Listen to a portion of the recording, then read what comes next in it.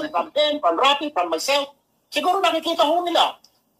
Tapos ngayon, sasabihin ho ninyo, nanloko, nanlindak. Ano ho nilindak? What did I do? What did we do?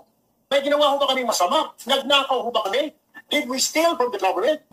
Did we cheat? Did we scam? Inistapa ba namin yung mga kababayan natin? Hindi po. The money that you're seeing na binibigay ko po dito galing po sa akin. Ito po yung mga napag-ipunan ko sa Amerika. In-invest ko po sa negosyo nung dumating po ako noong 1996. Income po ito. I have a business. Ayan po yan. Yung iba po na pinimimigay ko namin, itong hawak-hawak ko po ito, galing po ito sa mga sponsor. Hindi ko po binubulsa. Dahil ang turo po sa magulang namin, yung ibibigay mo na, ibabalik ng Diyos 10 times more. Kaya ito mga bayad ng sponsor, ibinibigay ko sa taong bayan. Now, what's wrong with that? Sasabihin nyo, manluloko, manlilinlang, mga sinungaling. Ano kasi mga lingan doon? Di mo ba? Eh, yung ilan na ho dyan, ilang vlogger ho dyan. Salita na salita, tira ng tira sa gobyerno, lalo na po yung isa dyan sa Amerika na babae. Nakapakasawa siguro ng mayaman na apam. Napakaswerte mo, Ineng. Napakaswerte mo, mamahalin pa yung mga antipara mo. Diyos ko po, dapat magpasalamat ka na sa Panginoon Diyos na mayaman ang apam mo. Hindi ka kailangan magpanat ng buto. Daldal ka ng daldal, comment ka ng comment, mga polboronic, mga ahas na puti. Why don't you come home? Tama. Why don't you come home and help this country? Kung talagang may malasakit ka sa bayan mo, umuwi ka rito, ibenta mo o i-donate mo yung kayamanan mo na galing sa apam mo na Amerikano, ibigay mo sa mga mahihirap dito. Kasi nagko-complain ka eh. Diba? Bakit hindi ka umuwi dito? And then you do the fight, you do the battle. Ay, hindi niya magawa yan. Taputin sa Pilipinas pag gumawa ng... Kasi comment siya ng comment. Orman! Sa Amerika siya. Baka po pwede man sa 2020, ikaw pa yung tumakbo na pa sa Pangulo. Ikaw na lang kaya. You run as President of the Republic. Okay, speaker. Or yung isa yung block, or coordinate. Gusto niyo tumakbo kay Senador or Congressman. Kayo mag-speaker. Yung isa naman ho dyan na dating TV personality sa Davao na may kasong istapa. Sir, kung gusto mong makatulong, tumigil ka na lang ho. Imbis na mag-criticize ka, dapat constructive criticism. And you know that. Are you praying to God asking May ads ka na lang. May ads. Pag nagmumanap ka, dapat meron kang opinion or idea na ito dapat gawin. Hindi yung tira ng tira. Kasi alam niyo ho ba yan, itong mga vlogger, ito vlogger din ho ako. The more na maraming kami, lalo na itong mga kulokoy na ito, na fake news, pinabasa po ng mga tao yung fake news. Mas gusto ng mga tao yung mga chismis. Tumataas po yung kanilang viewership. At pag mataas ang viewership mo ba ay monetize, maraming pera. Ito po yung sa Amerika na babae na nakasalamin na malaki na parang teleskopyo. Ewan ko ba kayo? $1,000 pong kinikita niya. Ito po yung paano sa Facebook. O yung isa naman na nakalaya sa pulungan dahil sa istapa, yung TV personality, kumikita rin siguro na malaki, kumikita na malaki dahil maraming views pero kahit na fake news. O meron pa dyan, yung abogado, tira ng tira, tinitira yung kuya ko, pati yung tinitira. Attorney, bakit hindi mo nalang tulungan yung biyanan mo dyan sa Cordillera? Mag-open ka kaya ng opisina mo na pro bono, na libre. Dahil marami po tayong mga kababayan dito sa labas ng opisina ko. Legal advice, walang mapuntahan. Bakit hindi po yung iba galing po sa Cordillera? Bakit hindi po hindi tulungan? Kasi hindi na rin po kaya ng PAO natin, ng Public Attorney Office, na tulungan sa dami po yan. Bakit hindi po kayo mag-volunteer?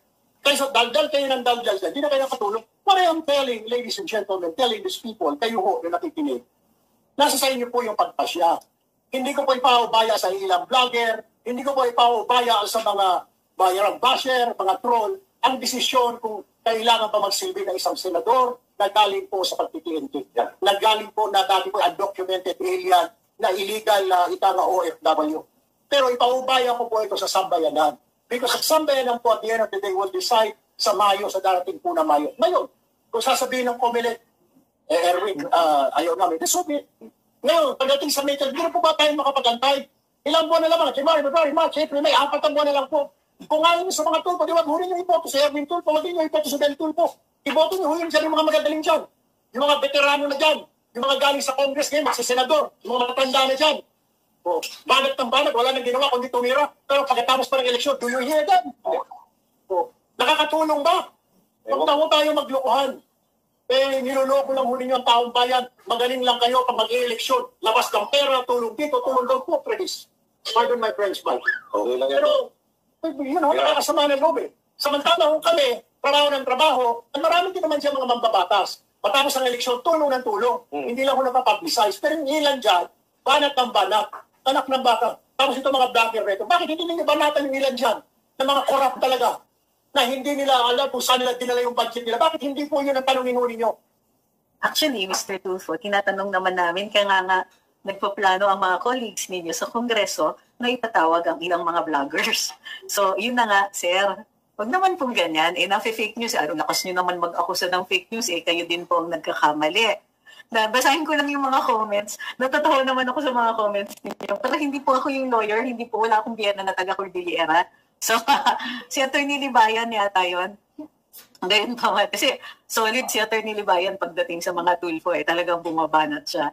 But I think fair naman yung banat niya. Well, may kasamang but may pitik talaga. But still, alam naman niya yung sinasabi niya. So, gusto ko yung mga comments ninyo ay yung mga tipong, nag-meltdown, yung mga ganyan. Ang gagaling. Teka, sabi ni Monica, 0 vote for Tulfo. Easy, says, parang bata yung tantrums ni Eric. Sabi ni Kurikom, nasobrahan sa sip-sip mga Tulfo, ulupong naman ng utak. Uy, grabe. Sabi ni Ma'am Alicia, si Eric, aka Erwin, nag-tantrums dahil nakansela ang American Dreams passport.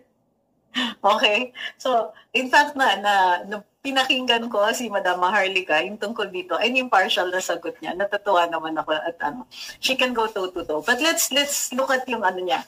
Ano ba ang kasinungalingan daw doon? Ano ba yung ginawa nila? So, ang tama niya is, kaya nga daw siya nagtrabaho abroad dahil mayroon siyang anak na pinapakain, yung kanyang panganay. Pero, that's neither here nor there. Hindi niya sinasagot yung fitness for office. Kasi yun po ang diskurso ngayon. Yan ang dinidiscuss. Lumabas ang balita tungkol sa kanyang, sabi niya TNT, pero syempre merong documents na lumabas na hindi naman niya ma-deny na siya po ay nag-claim ng US citizenship. So, yung US citizenship na yun, bunga ng pag-falsify ng kanyang birth certificate. Now,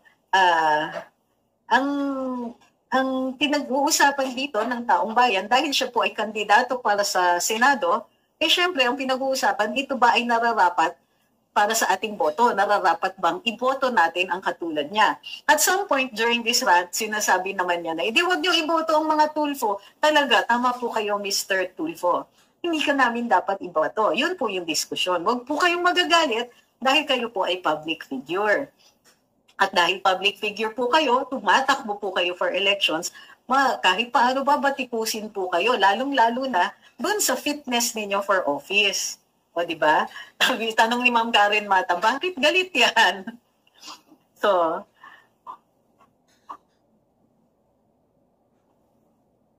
sabi ni Ma'am Juliet, basta,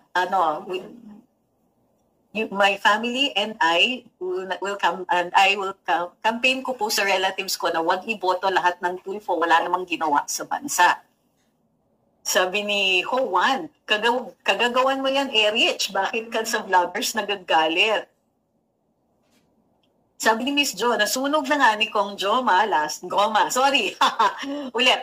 Nasunog na ni Kong Goma last month, tapos ngayon January, sunog ng taong bayan. Iyak pa more. Tinatanong ni Sky, posible po ba kung manalo si Erich this election, ma-disqualify po siya due to citizenship? Actually, hindi nga po citizenship yung issue niya. Dahil dun sa dual citizenship law, kapag ikaw ay kumuha na ng ibang citizenship, i-renounce mo lang yon, magsusubscribe ka uli, you will swear allegiance, or re-swear allegiance, and i-recognize uli yung iyong Filipino citizenship. So, hindi po yun yung naging issue niya sa COMELEC.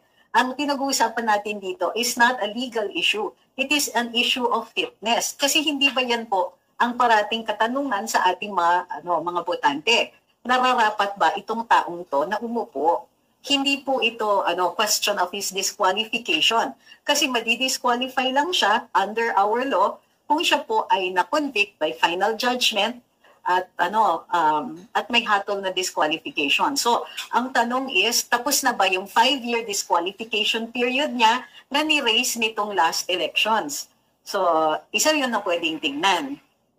Pero yung tungkol dito sa kanyang pasaporte, iba po yan.